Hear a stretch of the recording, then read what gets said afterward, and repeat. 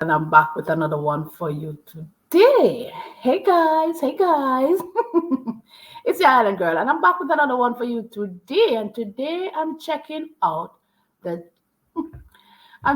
channel tunnel planned since 1802. So we're going to get right into this one. So if you're new to my channel and it's the first time here, come on in, right back, put a smile on the face, and enjoy. To all my regular schmegler day one, sweetie pies, sweetie poos, come on in, right back, put a smile on the face, and enjoy. Let's get into this video. Here we go, right about now. Hello everybody, welcome back to a brand new episode of Mega Projects. This one is all about the channel tunnel, also known as the Chunnel. This is one I'm particularly keen on. I remember when I don't remember when it first opened, but I do remember the first time that I took it, went on a day trip to France with my family. It was pretty cool. Let's just jump in. Okay. Interesting. So, you could drive to France through it? Okay. And on that.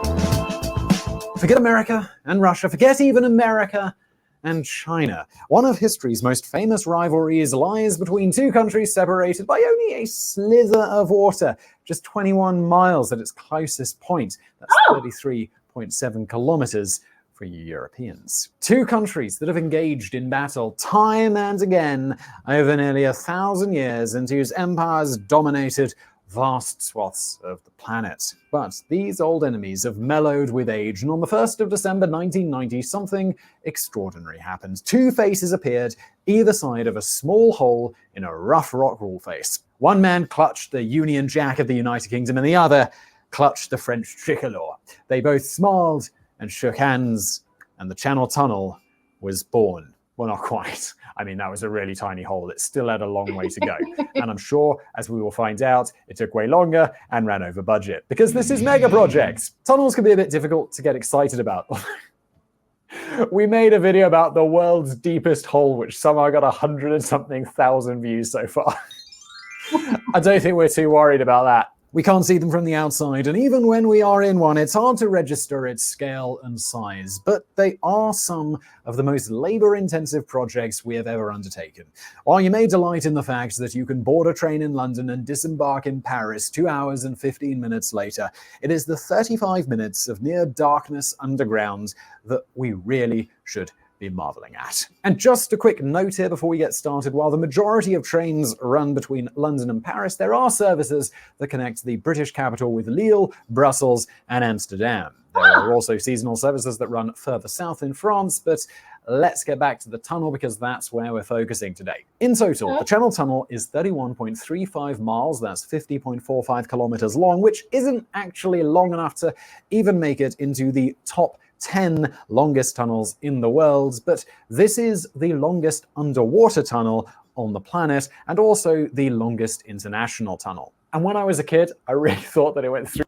I just realized what he said. The longest underwater tunnel. 35? Oh boy. I don't like tunnels, guys. I don't like tunnels. Not to mention underwater. This is going to be an interesting video. Wow. And it doesn't take you long from there to France, from where? Okay. Through the ocean rather than under the ocean. As an adult, obviously, I know that's a bit dumb. I was disappointed when I went in it and I couldn't look out the window at the sea. And it isn't just one tunnel, it's actually three. There are two 7.6 meter, 25-foot diameter tunnels built 30 meters, 95 feet apart, used by the trains, and a 4.8 meter, 16-foot service tunnel running between for maintenance and emergencies. These tunnels are then connected with pairs of 3.3 meter, 11-foot diameter passageways from both main tunnels to the service tunnel every 375 meters. That's every 1,230 feet. At its deepest, the tunnel is 70 meters, 230 feet below the water. And to give you a wonderfully French comparison here, that's about 107 baguettes end to end. Why don't we just do everything in baguettes? Then we don't have to worry about the metric imperial conversion. Easy, and the French will love it. Now, if this wasn't complicated enough, consider that digging was done from both ends simultaneously. Speed was the main reason for this, but I also suspect that neither of these great nations would have accepted the project just going one way. It required a symbolic act somewhere in the middle, and when they finally met, they were just 50 centimeters off the planned meeting point, well within the parameters required. Engineering is amazing. Yeah. A long, long road. Okay. We know that the first part of this tunnel was finally connected in 1990, but incredibly by that point, the idea of a channel tunnel was nearly 190 years old. A Frenchman by the name of Albert Mathieu Favier was the first to outline a plan in 1802, and I apologize, Albert, if I'm mispronouncing your name there. But instead of trains like we see today, Favier envisioned that the journey would be made by horse-drawn carriage with an artificial island midway that would allow for a change of horse. While his plans really didn't get anywhere, this was an idea that popped up continuously from then until 1964, when both governments finally agreed to it. Although I doubt in 1964 we were thinking, yeah, we should do it with horses, because we had cars. Famously, in 1881, perhaps frustrated by their government's lackadaisical approach, a group of independently minded engineers thought they would give it a go. But this was no shovel and spade outfit. Sir Edward Watkin and Alexandre Lavallee, a Frenchman who had worked on the Suez Canal, formed the Anglo-French Submarine Railway Company. This sounds like Elon Musk's back in the day. Their efforts were seen as exploratory, but they certainly gave it a good go. By the time the project was scrapped in 1882, a tunnel from Shakespeare Cliffs near Dover had tunneled 1,893 meters, 6,211 feet, while on the French side at Sangatte, 1,669 meters, 5,476 feet had been dug. But in the end, political pressure put paid to their efforts. The problem was neither side really quite trusted the other, and this was an issue that constantly dogged the project. Napoleon had dominated the European continent in the early decades of the 19th century, and while his progress had ended with the emperor being banished to a distant Atlantic island, the British still had a bit of a distrust of their Gaelic neighbours across the Channel, and this was a suspicion more than reciprocated by the French. So in short, it was really just a case of too soon. As the idea was brought up again and again, it was often military leaders who raised objections to the project. They were seemingly certain that a tunnel would enable enormous invading armies to one day simply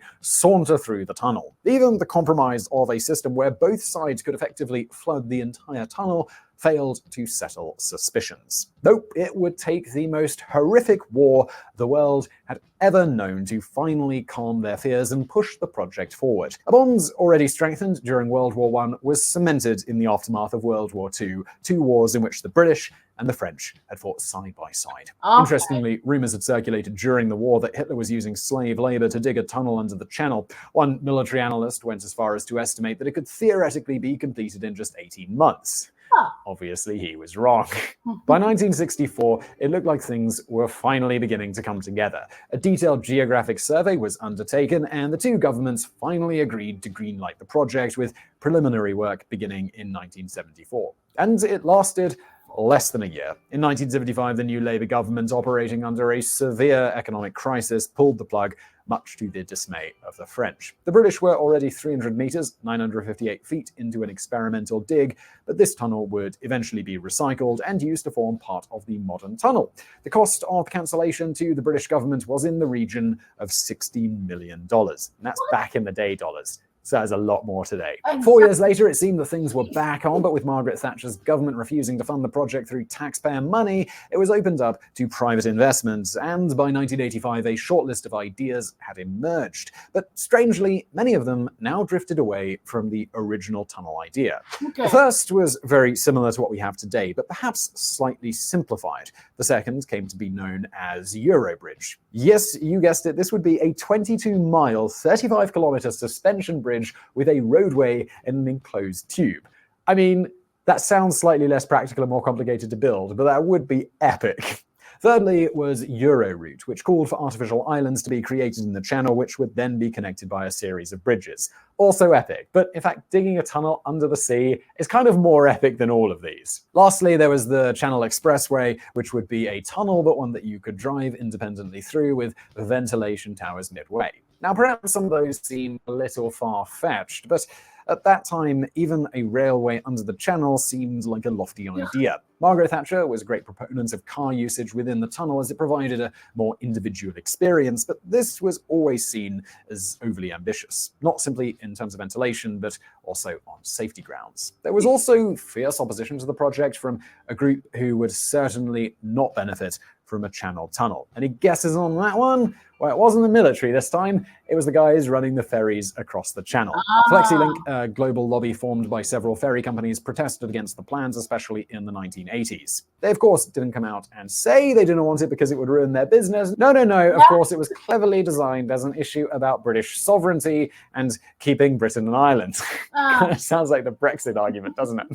But it didn't work. In 1987, voting on the project passed in both the French and British governments. One little point to highlight here: while the French passed it unanimously, there were still holdouts within the British government. Promises of regional Eurostar trains to other parts of Britain certainly helped to sway votes, but they were promises that were never kept. Classic politics. Yeah. Okay. This is interesting. Construction of the Channel Tunnel officially began on the French side in June 1988, with the British leisurely kicking into gear 6 months later in December. It must be said that the challenges faced by the French in terms of digging at least were greater than on the British side. Considering how close they are, you might be excused for thinking that their geology would be basically the same, but that's not really true. Both sides were aiming to tunnel through chalk marl, a relatively kind substance if you want to build a 31-mile, 50-kilometer tunnel. However, the French side contained a higher concentration of microcracks, causing more water to enter and thus making the whole substance much more difficult to tunnel through. But the French had a plan. Rather than simply starting the tunnel from the terminal point in Calais, French engineers built a huge shaft close to the sea, 55 meters, 180 feet in diameter, and 65 meters deep, about as tall as a 20-story house, and it was a space large enough to place the entire Arc de Triomphe in, and that's really big. From here, they began tunneling in two directions, one towards their inland terminal and the other towards the UK. In total, the digging was undertaken by 11 tunnel boring machines, or TBMs, weighing just over 1,000 tons each. They're combined. That is huge.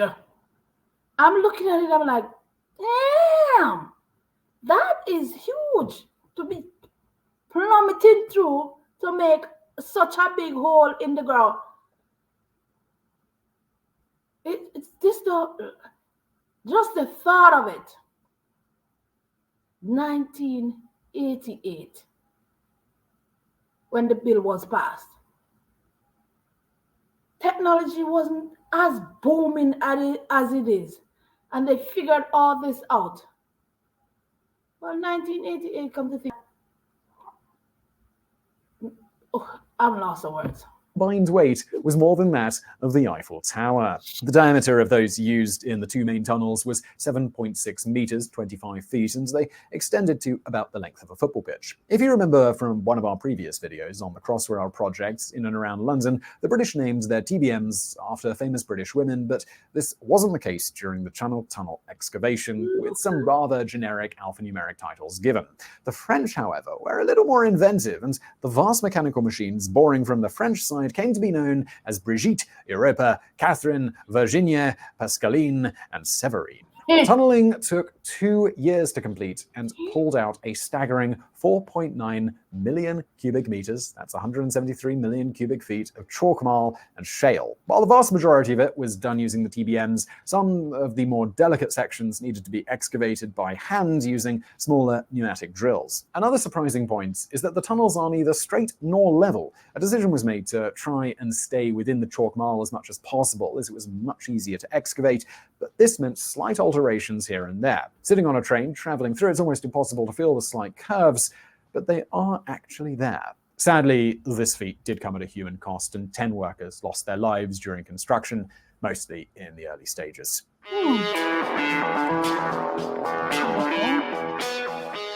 While the world knows the 1st of December 1990 as the day the two sections of the service tunnel finally met, that's not entirely accurate. In fact, some 31 days earlier, on the 30th of October, a tiny hole was created to connect the two tunnels. At Okay. just 2 inches, 5 centimeters in diameter, it didn't carry the same kind of excitement as what was to come, but it was important nonetheless. They just stick like a little tiny cocktail stick flag through. On December the 1st, 1990, the world watched in anticipation as Englishman Graham Fagg and Frenchman Philippe Cazette managed to reach through the now enlarged hole. The two had been chosen randomly from the workers on the project, and it added a sense of togetherness that it wasn't politicians or executives in front of the cameras, but rather two men who had quite literally sweated to help reach this incredible feat. That's It was a nice. testament to the 13,000 people who had participated in the construction. 13,000. Bonjour, mon ami, the Englishman That's said. a Hello, lot. my friends. of- Welcome to France, came the French response. The two reached through to shake hands and exchanged their flags. The moment, Ah, immortalized on nice. television, has become iconic to both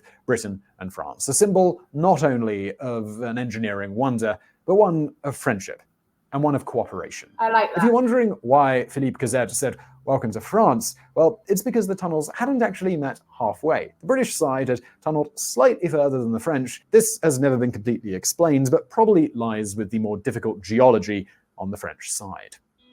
Okay. I know you have to have that proud moment when they actually bored through that wall and the two of them shook hands. And I'm telling you, because 13,000 people working on something and to get to where they need to be, look, that had to be a happy moment. You understand? To see, okay, we have accomplished it. We just need to finish this up. But here we are, from one side to another, exchanging flags, shaking hands. Yeah, they had to feel good. Despite the euphoria that greeted the meeting undergrounds, the project wasn't even remotely finished. In fact, it was over 4 years later, on May the 6th, 1994, that two trains met nose to nose in Calais. One had travelled through the tunnel from London and carried Queen Elizabeth II. The other had come from Paris with French President François Mitterrand on board. A ceremony in Calais was followed by the same in Folkestone, with the Queen and the President travelling aboard a train through the tunnel from France to the United Kingdom for the first time. Though passengers did not begin travelling for several months, the first freight train rumbled through the tunnel on the 1st of June 1994. Wow.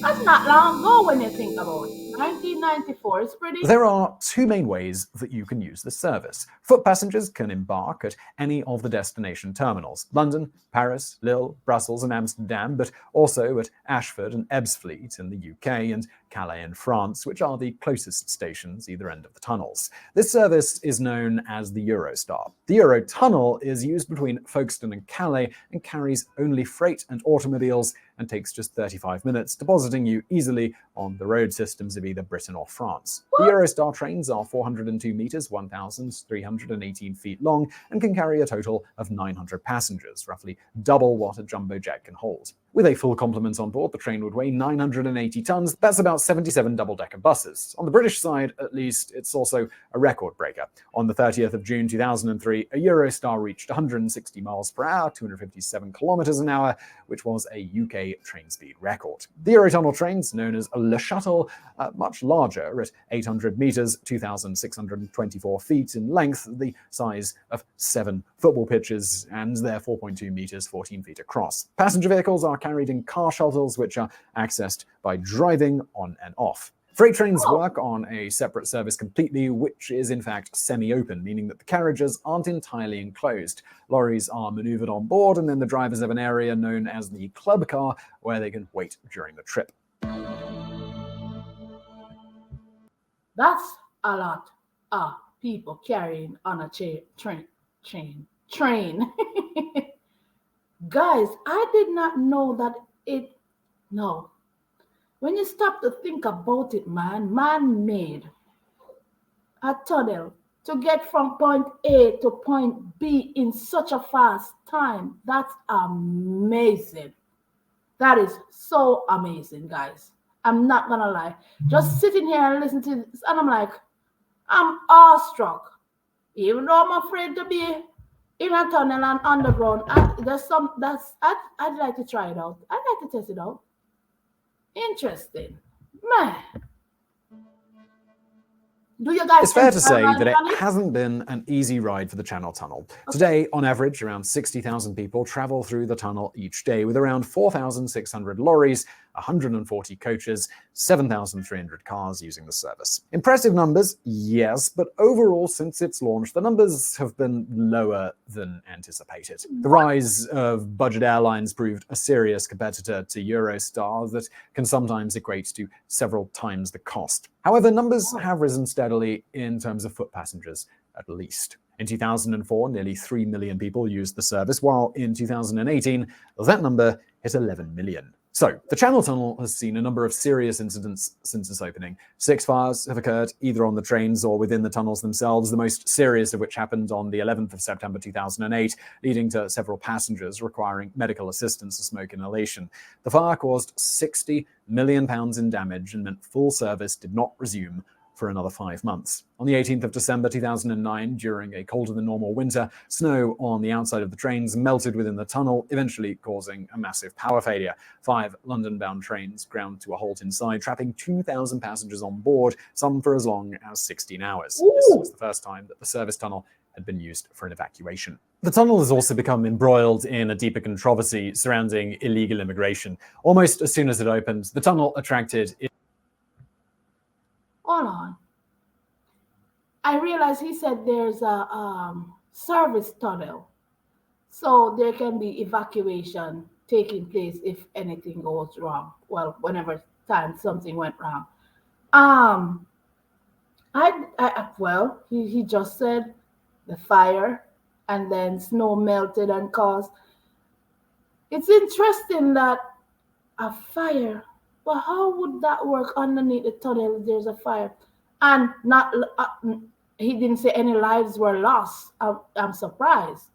But for the tunnel to be shut down and you to be used, for you to be under there for 60, up to 16 hours, man, I'd be panicking. I'd be panicking. I become cluster. I'm some pharmophobic because I don't want to be in a situation like that.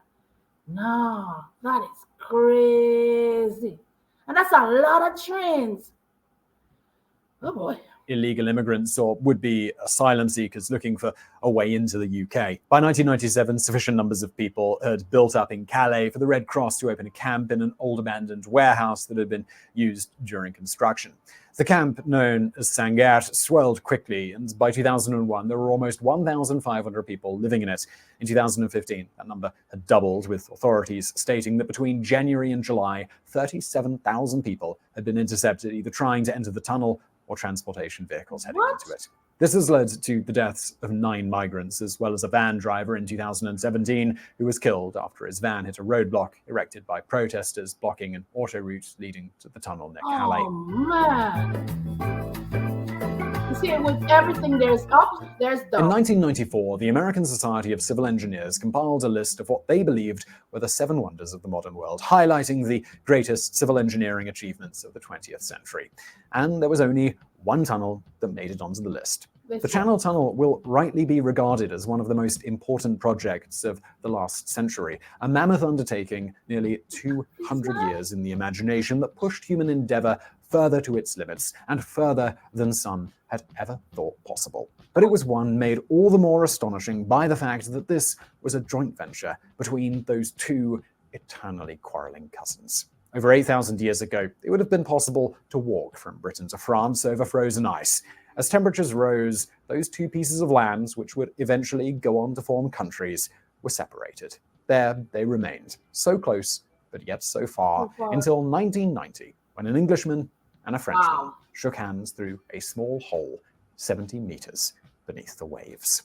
So this was Mega Projects. That was the Channel Tunnel, a truly incredible piece of engineering. And I think, even though it's not one of the longest in the world, not even in the top 10, the fact that it made that list of incredible engineering achievements is just a testament to how incredible of a mega project it is. And I really hope you enjoyed this video. If you did, please do subscribe.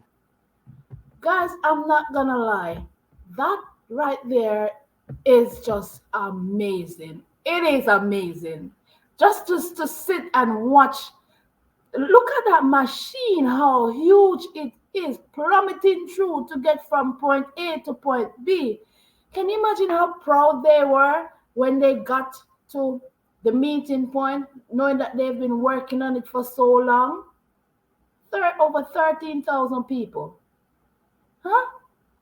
19, man, it's I'm excited, and this happened so many years ago.